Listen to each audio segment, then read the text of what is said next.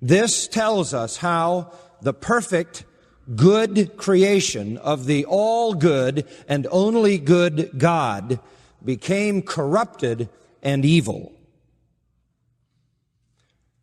The New Testament does not treat this as fiction. The New Testament does not treat it as legend, does not treat it as allegory, does not treat it as myth.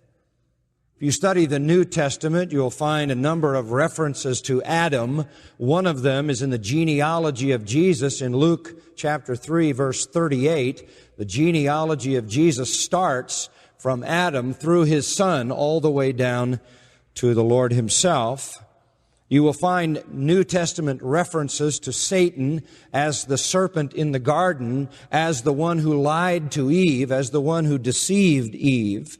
You will find references to Eve as the one being deceived. So the New Testament gives many, many references back to Genesis chapter 3, and all of them treat it as dealing with actual people, a man named Adam, a woman named Eve, in a garden, and a serpent who was none other than the devil and Satan.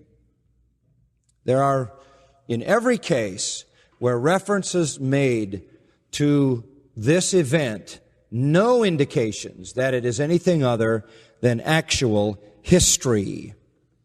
Even Jude 14 says Enoch, identifying him in human chronology, was the seventh from Adam. Adam was the first man, Eve was the first woman, and this is the real story of how sin came into the world. Let's read the first 7 verses. You follow as I read. Now the serpent was more crafty than any beast of the field which the Lord God had made. And he said to the woman, "Indeed, has God said, you shall not eat from any tree of the garden?" And the woman said to the serpent, "From the fruit of the trees of the garden we may eat, but from the fruit of the tree which is in the middle of the garden, God has said, you shall not eat from it or touch it, lest you die." And the serpent said to the woman, "You surely shall not die, for God knows that in the day you eat from it, your eyes will be opened, and you will be like God, knowing good and evil." When the woman saw that the tree was good for food, and that it was a delight to the eyes, and that the tree was desirable to make one wise, she took from its fruit and ate, and she gave also to her husband with her, and he ate. Then the eyes of both of them were opened, and they knew that they were naked. And they sewed fig leaves together and made themselves loin coverings. And that is exactly how it happened. God has revealed to us this account as an explanation of the sinfulness and fallenness of our universe. Now, this is by far the saddest event in history, obviously.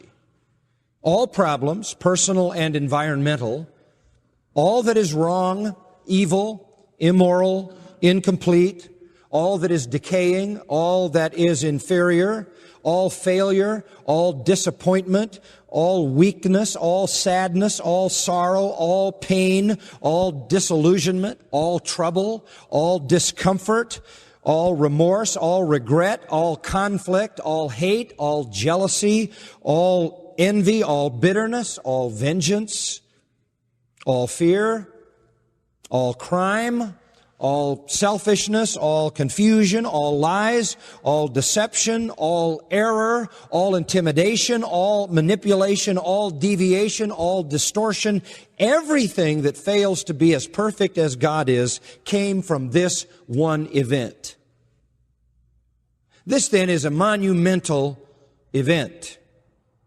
It truly defines life in our universe. It is the reason for all imperfection and death.